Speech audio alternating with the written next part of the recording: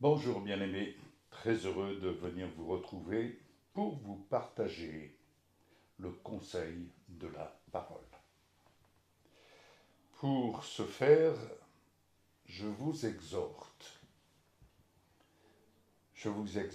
sincèrement, comme je l'ai reçu ce matin, et le sujet de ma réflexion d'ailleurs, placez votre cœur face à la parole, tel que s'il vous arrive un jour, ou si vous est arrivé, de devoir passer une radio, eh bien, vous exposez votre corps aux rayons de la radio. Eh bien, ici, nous plaçons notre cœur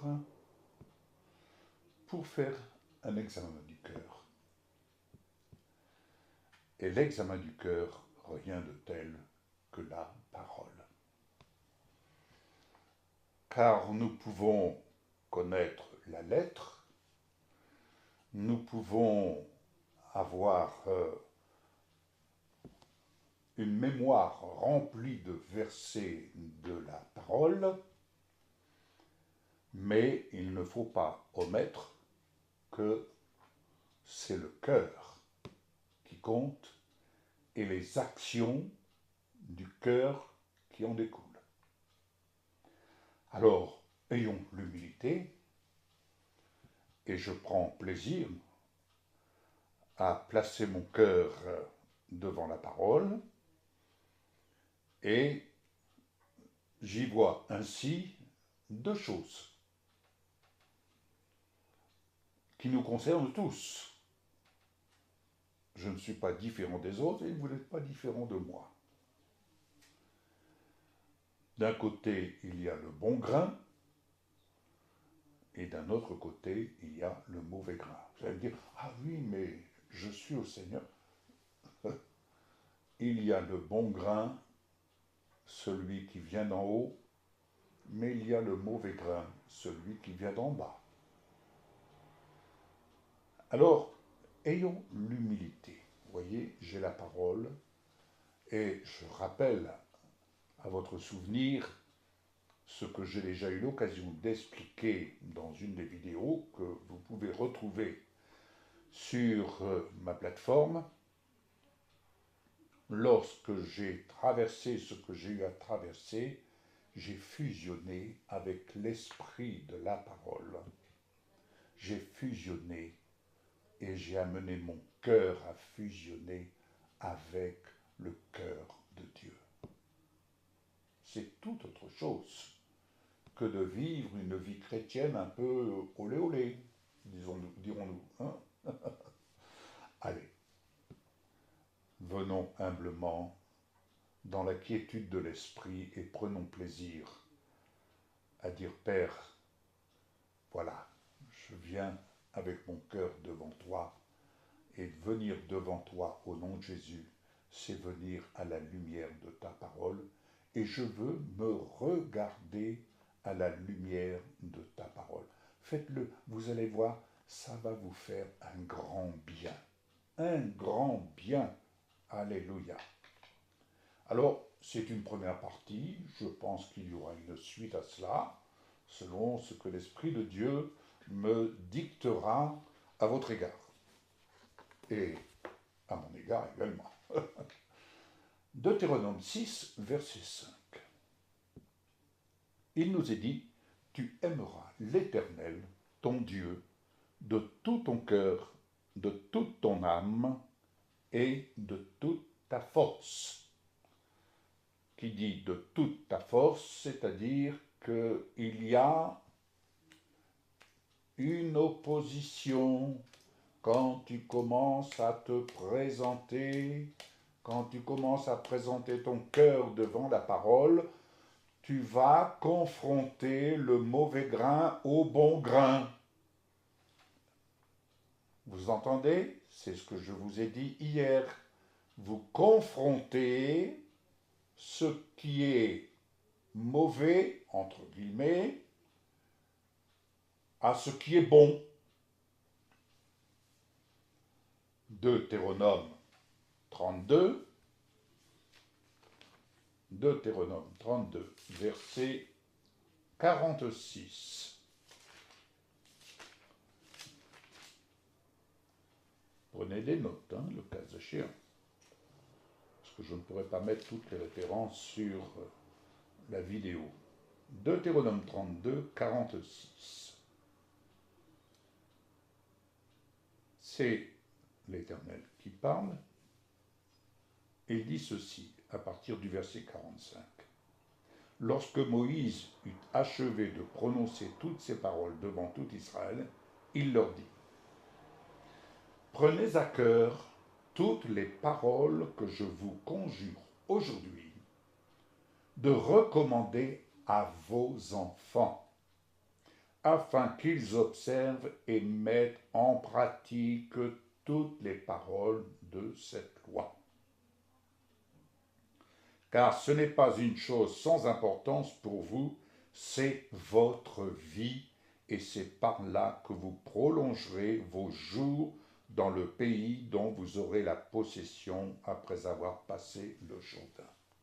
Oui, je pense à la génération, j'ai des petits-enfants, j'ai des arrière-petits-enfants, et je n'ai de cesse de dire et de recommander que chacun vraiment se présente devant la parole et que la parole vienne demeurer dans le cœur de chacun. C'est ma prière, c'est ma recommandation au nom de Jésus.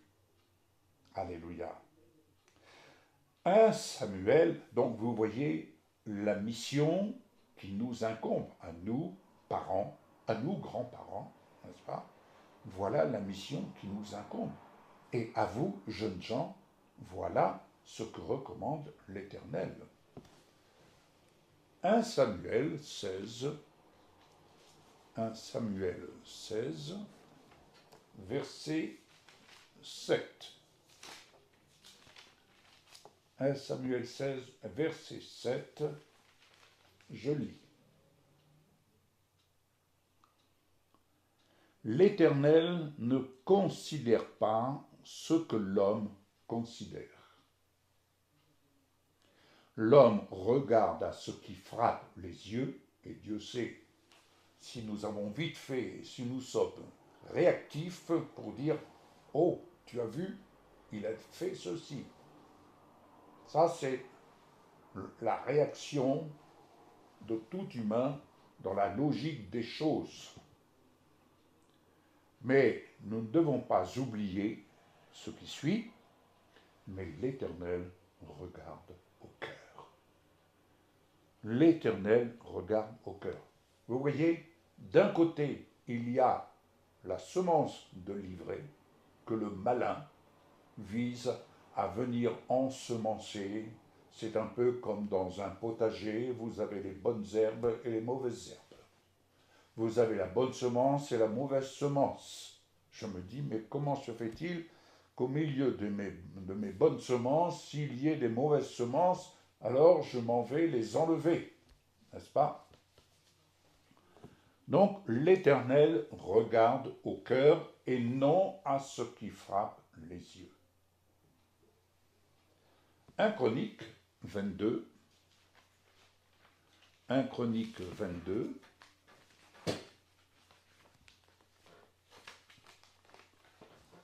à partir du verset 19, si je ne fais pas erreur. Voilà. À partir du verset 19.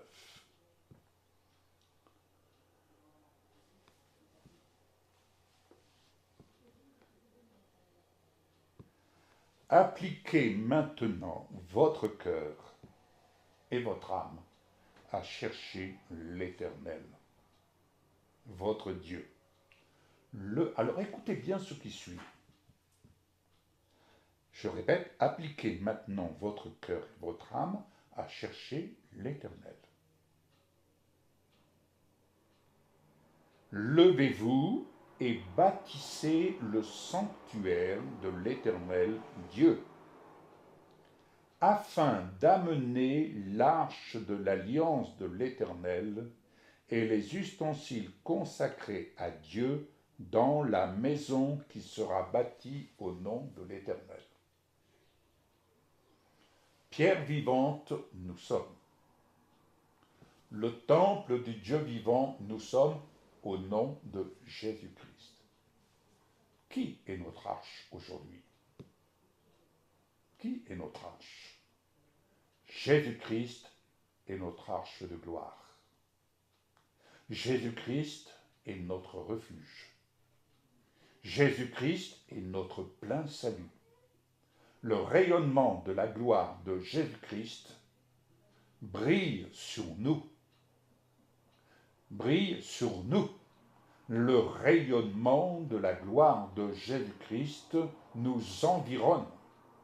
Dans l'obscurantisme de ce monde, le rayonnement de la gloire de Jésus-Christ rayonne parce que nous sommes, en acceptant Jésus comme Seigneur et Sauveur de notre vie, nous sommes devenus sa maison.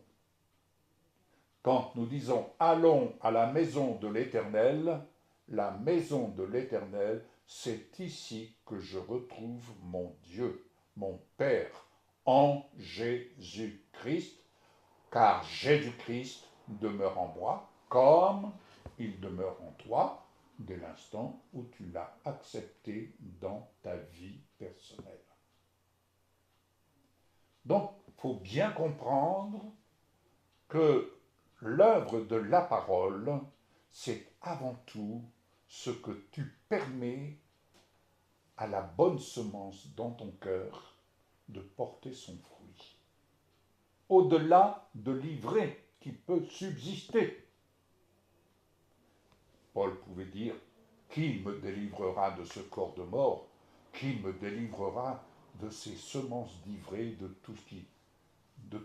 tous ceux à quoi il était confronté comme nous le sommes ?» Mais n'oublions pas, Jésus nous rappelle sans cesse, il a vaincu le monde. Pour nous, il était parfait. Donc, il est notre perfection. Il est notre perfection. Ne passez pas votre temps à vouloir vous battre contre les mauvaises choses. Le meilleur moyen de combattre les mauvaises choses, c'est de faire pousser et de donner priorité aux bonnes choses. Oui. De donner priorité aux actions qui sont engendrées par l'amour de Dieu qui règne dans votre cœur, cet amour à qui vous laissez la priorité d'opérer en vous à partir de la bonne semence ce que Dieu vous destine à faire fructifier. Vous comprenez?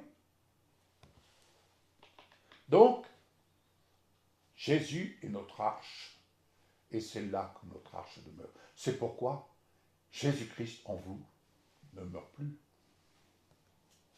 Jésus-Christ en vous ne meurt plus. Il est votre vie éternelle. Il est ma vie éternelle. Il est mon éternité. 2 Chroniques 16. Deuxième livre des Chroniques, chapitre 16. C'est une étude que je vous fais aujourd'hui. Vous voyez, ça change un petit peu, n'est-ce pas? 2 Chroniques 16, à partir du verset 7. Dans ce temps-là, Anani, le prophète, dit aussi le voyant à cette époque, alla auprès d'Asa, roi de Juda, et lui dit, écoutez bien, parce que tu t'es appuyé sur le roi de Syrie, et que tu ne t'es pas appuyé sur l'Éternel, et que tu ne t'es pas appuyé sur l'Éternel, ton Dieu, l'armée du roi de Syrie s'est échappée de tes mains. Les Éthiopiens et les Libyens ne formaient-ils pas une grande armée avec des chars et une multitude de cavaliers? Et cependant, l'Éternel les a livrés entre tes mains parce que tu t'étais appuyé sur lui. car l'Éternel étend ses regards sur toute la terre pour soutenir ceux dont le cœur est tout entier à lui. Oui, pour soutenir ceux dont le cœur est tout entier à lui. Tu as agi en insensé dans cette affaire, car dès à présent tu auras des guerres. Vous voyez combien de croyants ont des conflits, rencontrent des conflits, et se disent « mais je ne comprends pas ». Oui, ils rencontrent des conflits parce que la question, vous voyez, quand on dit vivre par la foi et vivre dans la dépendance de Dieu, c'est apprendre à vivre en s'appuyant sur sa parole. Cette parole devant laquelle nous plaçons notre cœur pour entendre un seul mot de lui. Oh, je reprendrai des exemples courants que vous connaissez très bien, que vous connaissez. Cette femme, elle s'est appuyée sur des sorciers, elle s'est appuyée sur des marabouts, que sais-je. Elle s'est appuyée à partir de ses finances pour aller se faire soigner, cette femme qui avait cette perte de sang. Et elle a tout dépensé sans résultat. 12 ans de galère, 12 ans de guerre, jusqu'au jour où elle est allée s'appuyer par la foi sur le Seigneur Jésus, en disant, si seulement je puis toucher son vêtement, je serai guéri. Cet officier qui avait son serviteur malade, paralysé, il a fait venir Jésus, et il a dit à Jésus, non, je ne suis pas digne de te recevoir sous mon toit. Non, je n'en suis pas digne. Mais par contre, dis un seul mot et mon serviteur sera guéri. Cet homme savait ce que c'était que de s'appuyer sur l'autorité. Et il savait ce que cela voulait dire lorsqu'il donnait un ordre à ses soldats qui eux-mêmes devaient apprendre à s'appuyer sur son autorité. Eh bien, lorsque nous apprenons à nous appuyer sur l'autorité de la parole et que nous donnons dans notre cœur autorité à la parole, le Seigneur dispose devant nous nos nombreux ennemis de la foi qui se lèvent pour s'y opposer. C'est lui qui se lève devant cette armée et les met en déroute. Mais celui qui s'appuie sur Monsieur Tout-le-Monde, sur la pensée de ce monde, ne fait que rencontrer des conflits. Il vous suffit de regarder ce qui se passe dans un pays, quel qu'il soit. Il n'y a que des conflits. Il n'y a que des conflits. N'est-ce pas? Mais ce n'est pas mon sujet. Mon sujet, c'est ce qui se passe dans votre cœur. Faites les bons choix, ayez l'humilité de vous appuyer sur la parole qui vous est révélée.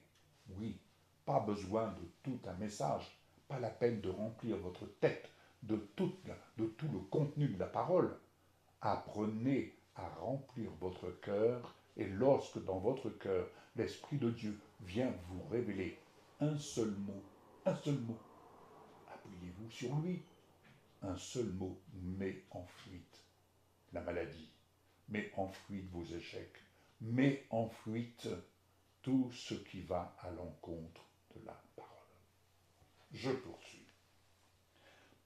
Psaume 33, c'est une étude, ce sera peut-être un peu plus long, mais je prends le temps, si vous m'accordez, afin que vous puissiez vraiment remporter vos victoires sur les œuvres de ténèbres qui se lèvent devant vous. Psaume 33, verset 15. Lui qui forme le cœur à tous, qui est attentif à toutes nos actions. Alléluia. Le Seigneur a formé votre cœur et il désire former votre cœur. L'ayant converti, Je répète, il convertit votre cœur, c'est-à-dire cœur de pierre, il le rend semblable au cœur de chair. Il le transforme pour le former de par ces actions qui motivent votre cœur à cet égard, afin que vous mettiez en action, ces actions, celles qui viennent d'en haut, c'est-à-dire celles qui viennent du cœur de sa parole. Si vous mettez ces choses en action, eh bien, vous en verrez le fruit. Alléluia. Et d'ailleurs, à ce titre, quand il dit je poursuis, ce n'est pas une grande armée qui sauve le roi, ce n'est pas une grande force qui délivre le héros. Le cheval est impuissant pour assurer le salut, et toute sa vigueur ne donne pas la délivrance. Voici, l'œil de l'Éternel est sur ceux qui le craignent, sur ceux qui espèrent en sa bonté, afin d'arracher leur âme à la mort et de les faire vivre au milieu de la famine. Oh, notre âme espère en l'Éternel, il est notre secours et notre bouclier. Notre cœur met en lui sa joie, car nous avons confiance en son saint nom. Éternel, que ta grâce soit sur nous, sur vous, comme nous espérons en toi, comme vous pouvez espérer en lui. Proverbe 4. Proverbe 4.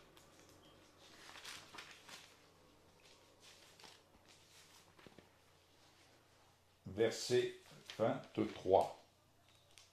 Verset 23 qui nous dit « Garde ton cœur plus que toute autre chose, car de lui viennent les sources de la vie. » Et dans le psaume 119, verset 11, il est dit « Je serre ta parole dans mon cœur. Je serre ta parole dans mon cœur. » Alléluia. Et je vais conclure ici, Proverbe 23, verset 26, comme je vous l'ai dit au préalable, ce n'est qu'un début, je pense que je reviendrai sur ce sujet afin de vous aider vraiment dans cette radiographie du cœur. Proverbe 23, verset 26, qui nous dit ceci, et c'est l'Éternel qui vous parle, qui me parle. Écoutez bien, mon fils, donne-moi ton cœur, et que tes yeux se plaisent dans mes voies. Mon fils, donne-moi ton cœur, et que tes yeux se plaisent dans mes voies. Bien-aimés, Jésus est tous les jours avec vous, avec moi. Jésus ne vous abandonne pas. Jésus ne vous lâche pas. Si nous prenons d'autres voies qui ne sont pas conformes à la volonté de la parole de Dieu, c'est nous qui nous écartons. Comme il m'arrive de le dire, c'est nous qui marchons à côté de nos pompes. Et les désagréments, bien entendu, vont se présenter à un moment donné.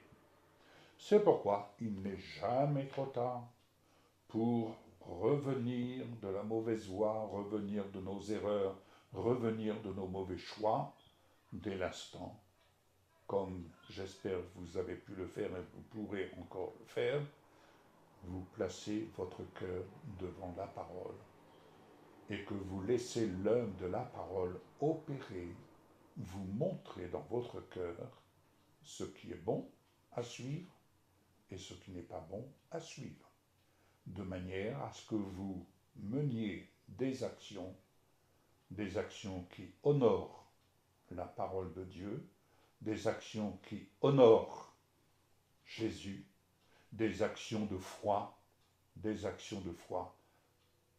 qui vont démontrer le fruit de la parole face à l'œuvre des ténèbres. N'oubliez jamais, si vous avez déjà voyagé en avion, le ciel peut être obscur au-dessus de votre tête. Mais n'oubliez jamais qu'au-dessus de ce ciel, lorsque vous prenez l'avion, le soleil, le rayonnement de la gloire de Jésus est toujours là, présent. Il n'est jamais absent. Alors, ne désespérez pas, bien au contraire, espérez et prenez possession des bonnes semences pour ensemencer votre cœur et puissiez-vous produire les fruits de l'esprit qui ne pourront que vous apporter de la joie et surtout la bonne santé de votre âme et par voie de conséquence la bonne santé de votre corps. Que le Seigneur vous bénisse, mes prières vous accompagnent, je vous ai béni par la parole, bénissez autour de vous par la parole. À très bientôt, au revoir.